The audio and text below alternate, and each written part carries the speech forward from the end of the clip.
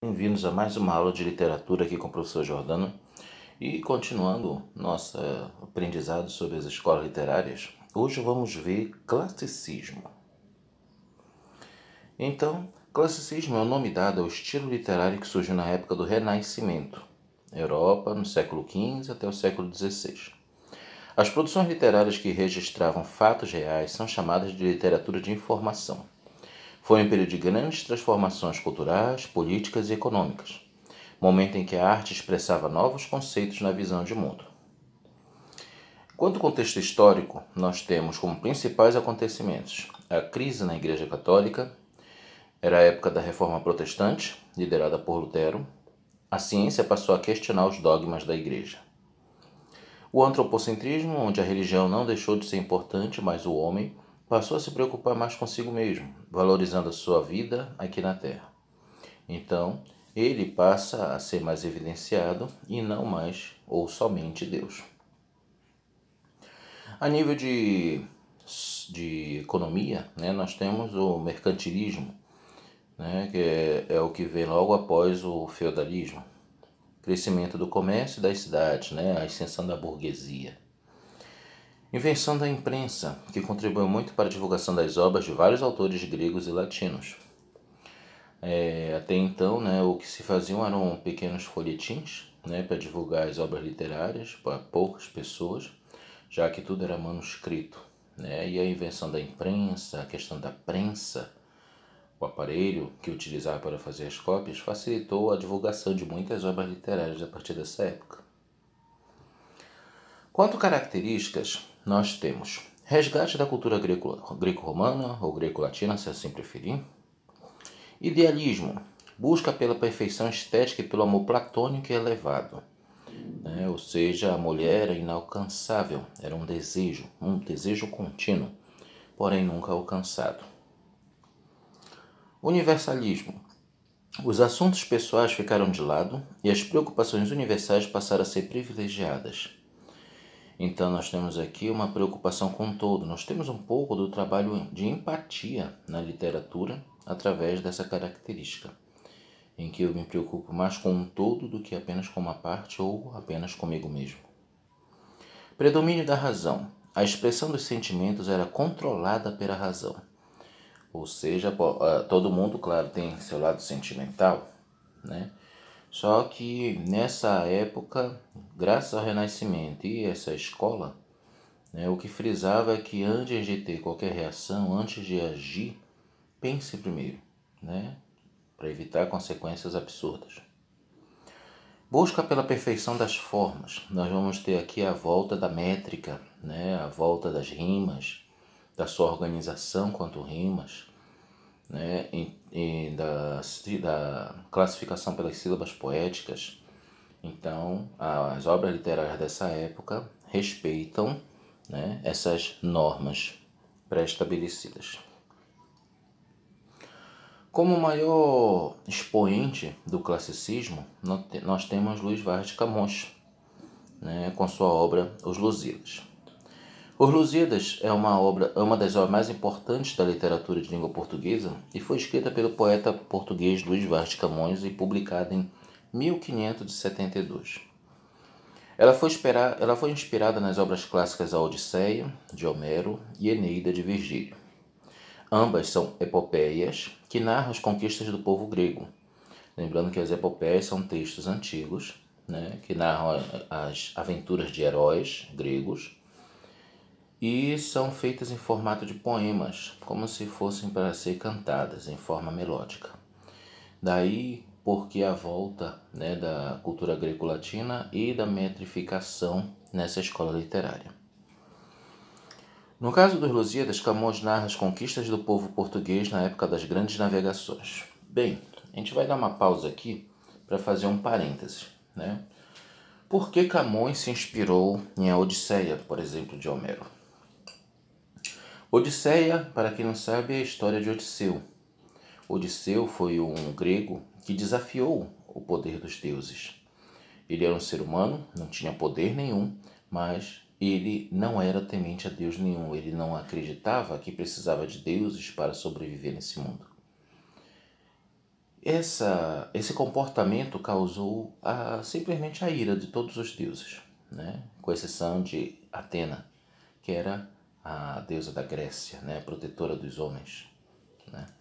Então, ela tinha um pouco de frustração com seu protegido e teve muito trabalho para protegê-lo, já que todos os deuses se voltaram contra eles, principalmente Poseidon, deus dos mares, né? E tudo isso aconteceu na Grécia. O que isso inspirou Camões? Ali na epopeia nós temos as grandes aventuras, né, a ascensão de heróis gregos, não só os semideuses, como muitos que nós conhecemos na literatura atual, como por exemplo Hércules, como por exemplo, deixa eu ver quem mais, Perseu, Aquiles, que foi o alvo principal, né, o grande personagem na Guerra de Troia. Só que Odisseu era um homem humano, não era filho e nem semifilho de nenhum deus. E o que ele tinha era apenas o orgulho de um ser humano, né? Por isso que ele é a representação máxima no classicismo, né? É o homem se importando com ele mesmo, o homem estando à frente de seus próprios pensamentos, decidindo por si mesmo e não pelos outros, não por deuses. É isso que faz, no caso, Vasco da Gama ser o herói português da obra Os Lusíadas. É essa comparação literária que existe entre as duas obras. Os Lusíadas também foram escritos respeitando a metrificação, um pouco diferente da Odisseia de Homero, mas com a mesma ideia, né? A metrificação. Daqui a pouco a gente vai ver a estrutura da obra. Aqui a gente vai ver agora um pouco da geografia dos Lusíadas, né? Essa geografia nós temos aqui o personagem ilustrado Vasco da Gama, né, com a sua caravela, onde ele está apontando, e por onde ele navegou, né, por onde se passaram as aventuras de Lusíadas. E aí nós temos aqui os capítulos, a introdução, né, o Velho do Resteiro, o Gigante Adamastor, a Ilha dos Amores, o epílogo, o pós-fácio e biografia. Então, essas são as partes, né, contundentes, as partes que compõem, né, a obra Os Lusíadas. Vamos falar mais especificamente dela. Ela apresenta 1102 estrofes, todas em oitava rima. O que é uma oitava rima? São estrofes com 8 versos. Tá? E elas apresentam o esquema a organização de rimas encadeadas, tá? Representada por AB, AB, AB e as dois últimos versos CC. Exclusivamente desse jeito. Daqui a pouco a gente vai ver alguns exemplos. A obra dividiu-se em 3 partes. Introdução, que se estende por 18 estrofes do canto 1, subdividindo-se em proposição, que é a apresentação do poema com a identificação do tema e do herói. A invocação, onde o poeta invoca as Tágides, ninfas do rio Tejo, pedindo a elas inspiração para fazer o poema Rio Tejo, que já é uma analogia, né, à geografia de Portugal, né, um rio próximo ao país Portugal. Dedicatória. O poeta dedica o poema a Dom Sebastião, rei de Portugal. Então, essas são as obras, né, essas são as partes que compõem a obra Os Lusíadas, quanto sua primeira parte. Na segunda parte vem a narração, em que da estrofe 19 do canto 1 até a estrofe 144 do canto 10, o poeta relata a viagem propriamente dita dos portugueses ao Oriente. Então, essa época, né, foi quando os portugueses, nas suas capitanias hereditárias, estavam expondo, estavam aumentando o seu poderio e criando um caminho seguro, né, para fazer seus comércios com os povos do Oriente, né?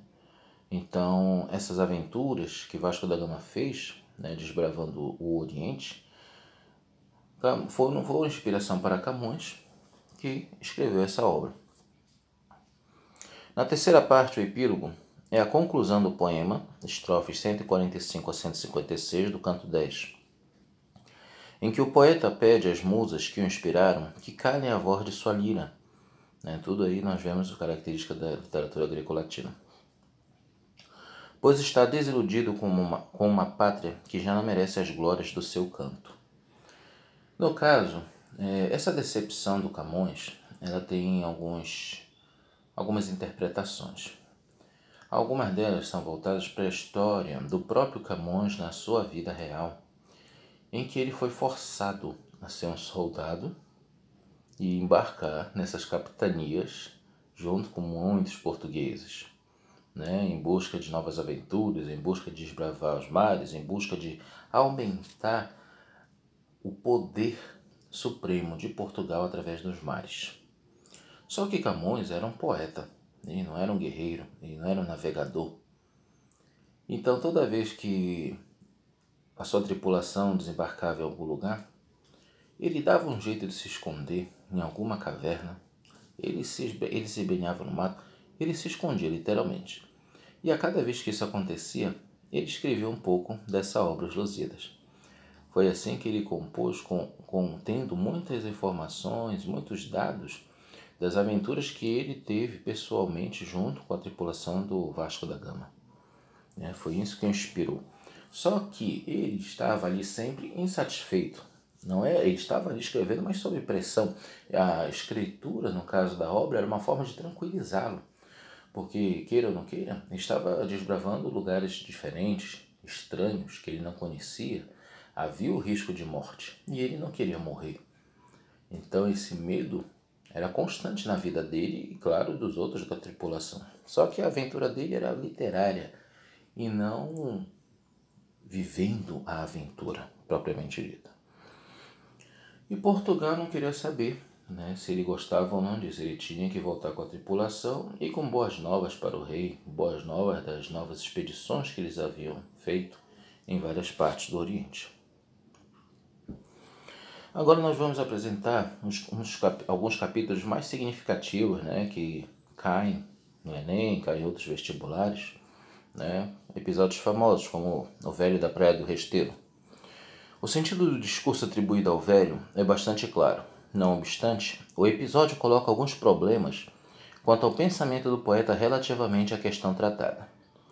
Os navios portugueses estão prestes a largar. Esposas, filhos, mães, pais e amigos dos marinheiros apinham-se na praia, no caso do Resteiro, para dar seu adeus, envolto em muitas lágrimas e lamentos, aqueles que partiam para perigos inimagináveis e talvez para não mais voltar. Esse capítulo trata justamente da tripulação de Camões, quando é obrigada a deixar Portugal para ir desbravar essa nova aventura. No meio desse ambiente emocionado destaca-se a figura imponente de um velho que, com sua voz pesada, ouvida até nos navios, faz um discurso veemente condenando aquela aventura insana, impelida, segundo ele, pela cobiça, o desejo de riquezas, poder, fama.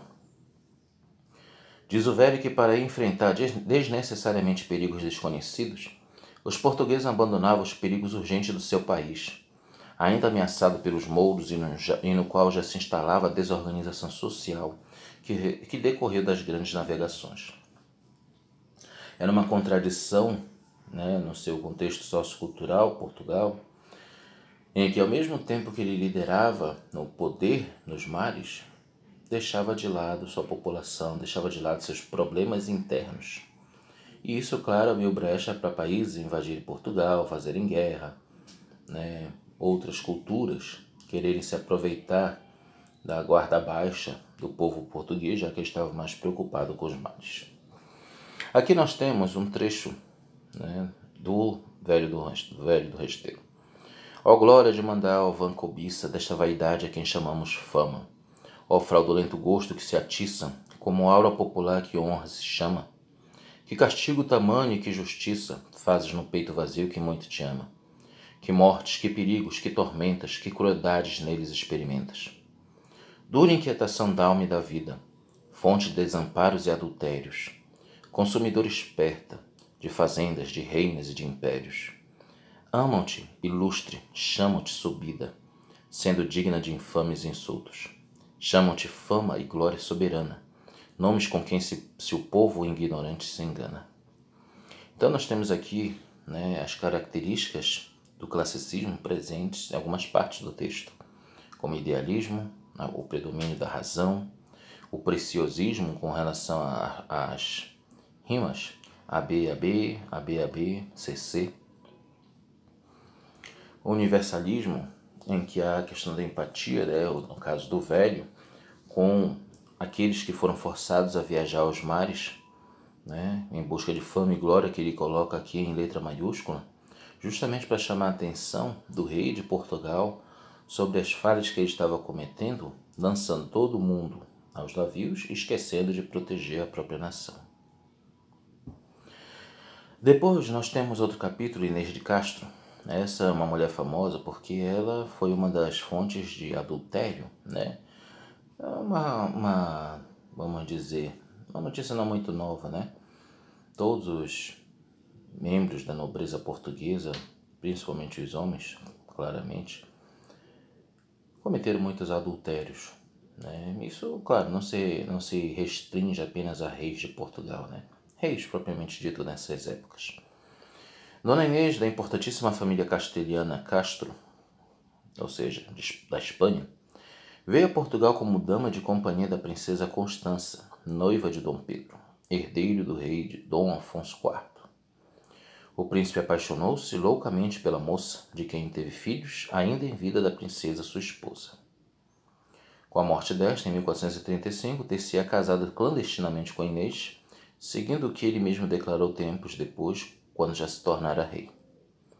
A ligação entre o príncipe e sua amante não foi bem vista pelo rei, que temia fosse seu filho envolvido pelas manobras pró-castelo da família de Pérez de Castro, pai de Inês. Aí nós temos a questão do velho jogo político, né?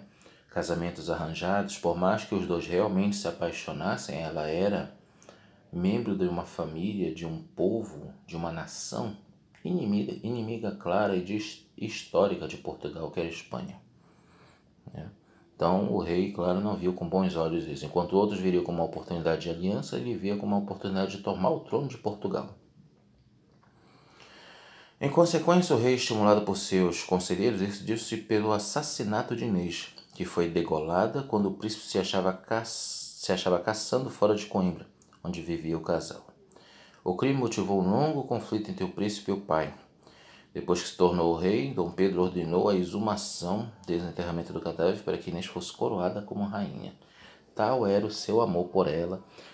Esse foi mais um dos exemplos, né, do amor platônico, né, que era a característica do classicismo. E aí nós vemos aqui mais um trecho agora da parte do capítulo de Inês de Castro. Tu, só tu, por amor com força crua, que os corações humanos tanto obriga. Deste causa a molesta morte sua, como se fora pérfida inimiga. Isso já ele falando após a morte de Inês. Se dizem, fero amor, que a sede tua nem com lágrimas tristes se mitiga. É porque queres, áspero e tirano, tuas aras banhar em sangue humano. Nós vemos também aqui um pouco do rancor, né, do príncipe com relação ao pai, ao ato que ele cometeu de assassinar sua amada. Estavas linda, Inês, posta em sossego, de teus anos colhendo doce fruto, naquele engano de alma ledo e cego, que a fortuna não deixa durar muito, nos saudosos campos do Mondego, de teus fermosos olhos nunca enxuito, aos montes ensinando e às ervinhas o nome que no peito escrito tinhas.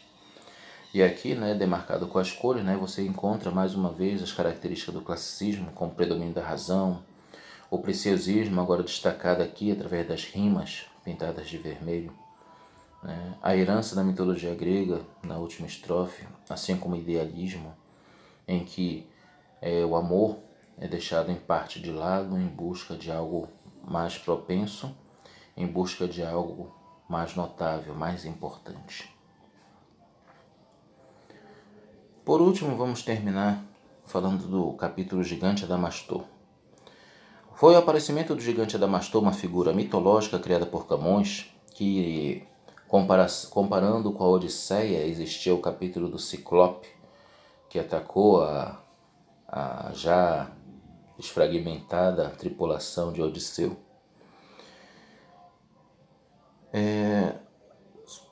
criada por Camões para significar todos os perigos, as tempestades, os naufrágios e perdições de toda a sorte que os portugueses tiveram de enfrentar e transpor nas suas viagens.